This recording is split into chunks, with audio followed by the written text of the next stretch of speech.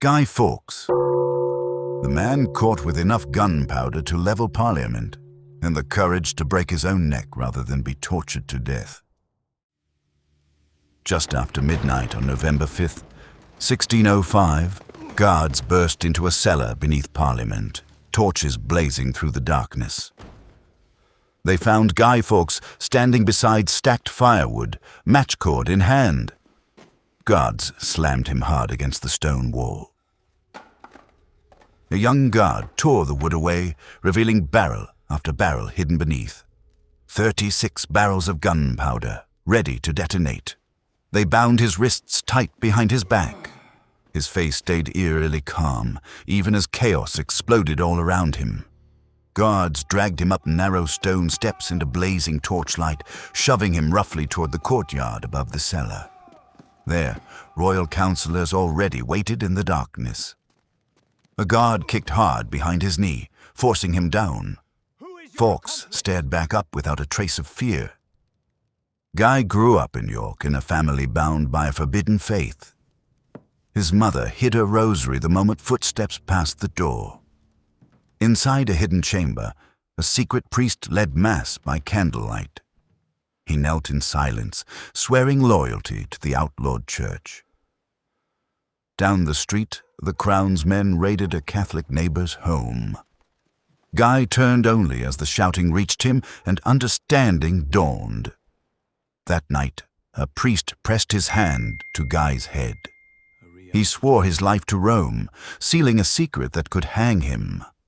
Guy said his last goodbye to his mother at the door. He rode away from York alone, leaving everything he loved behind. The ship pushed through rough waters toward the Spanish Netherlands. Guy stood on deck with other exiled Catholics, watching England disappear behind him. Guy reached the gates of a Spanish army camp, ready to leave his old life behind him. He needed a war of his own, a cause worth fighting for. By 1593, Guy stood among Spain's soldiers in Flanders. He earned his place in the army fighting for the Catholic cause. Weeks later, he faced his first battle in the trenches near a Flemish fortress. Cannon fire and smoke tested his nerve under real war. The battle left him hardened, but at a price. He knelt beside a fallen comrade, an English soldier who fought and died beside him. By the early 1600s, Guy had become a trusted veteran among Spain's ranks. Younger soldiers looked to him for calm under fire. His skill with gunpowder set him apart from the rest. Guy packed each mine beneath enemy walls with steady, exact precision, calm under pressure. News reached camp that England's new king kept the old persecution alive.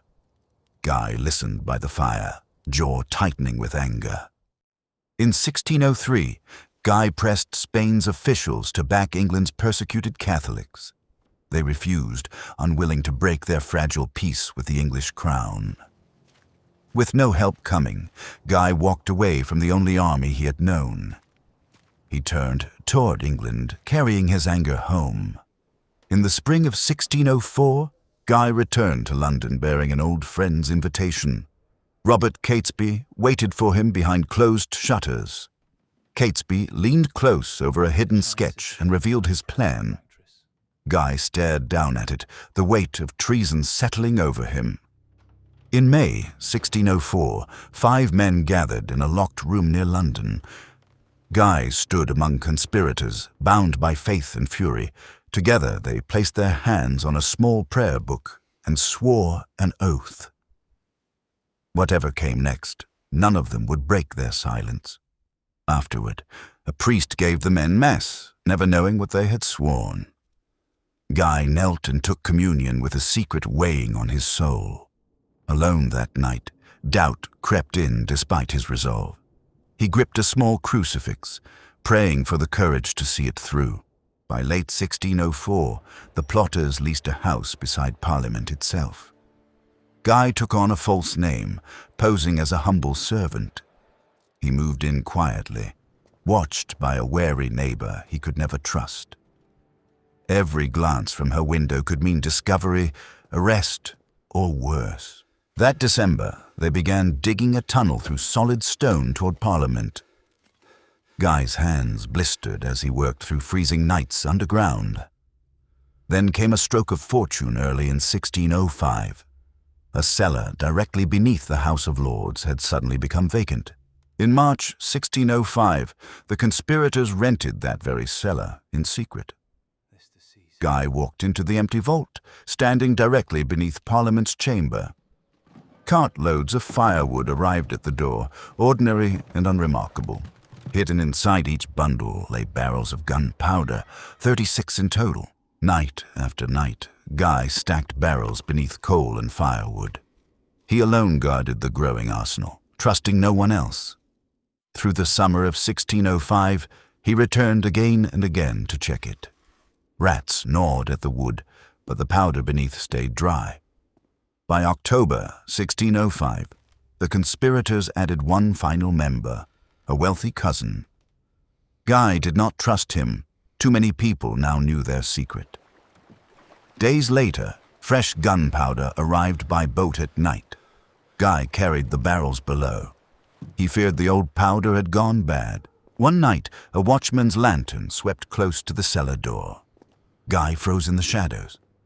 The footsteps slowly faded into the dark. Alone again, he tested the fuse with steady hands. He timed the slow match carefully, again and again. Every second mattered now. As autumn wore on, some plotters wanted to warn Catholic friends. Guy said one warning letter could destroy everything they had built. The newest conspirator hesitated badly.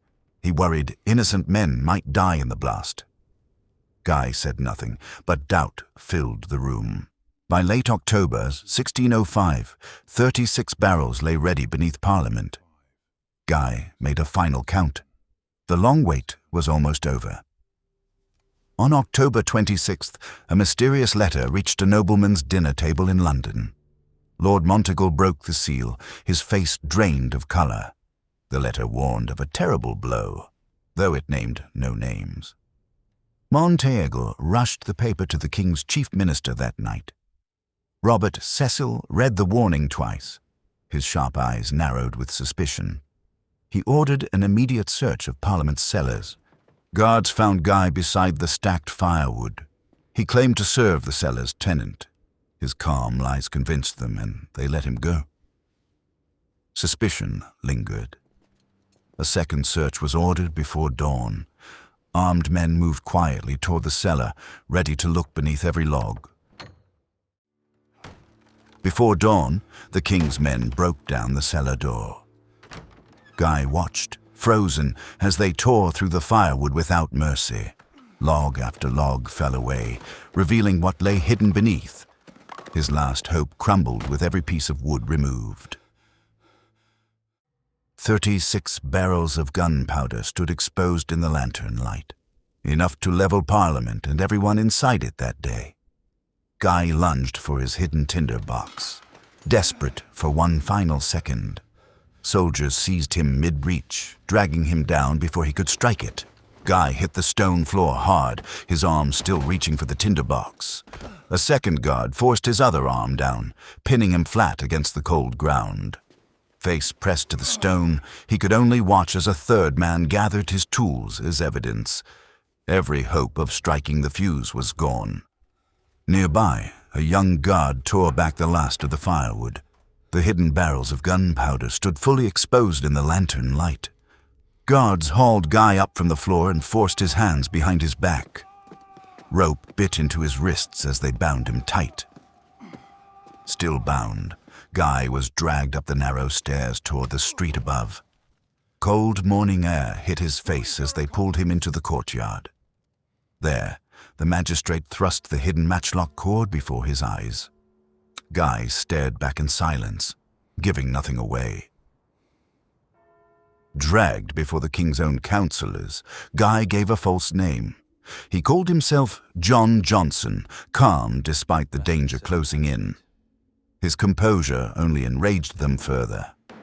Within hours, King James himself ordered harsher means. Guy was taken to the Tower of London. For days, Guy endured harsh questioning inside the Tower of London. He gave nothing away, protecting his fellow conspirators with unwavering silence.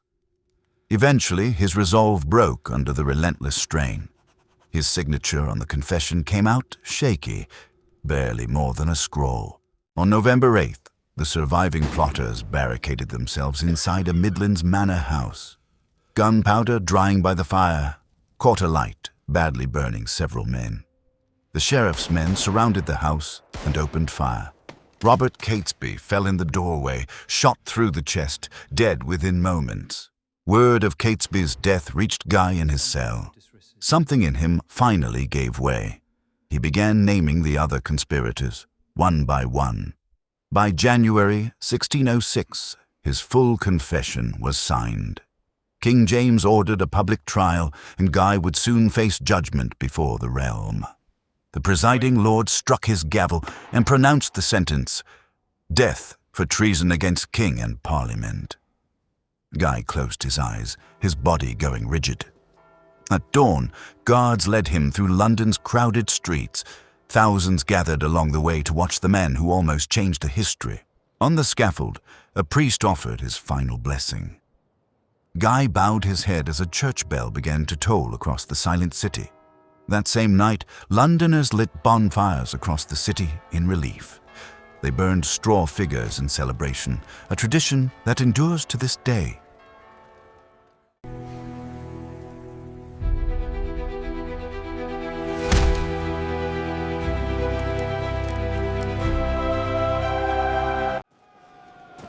Thanks for watching. Subscribe for more of history's darkest, greatest legends. Like this video and ring the bell for new episodes.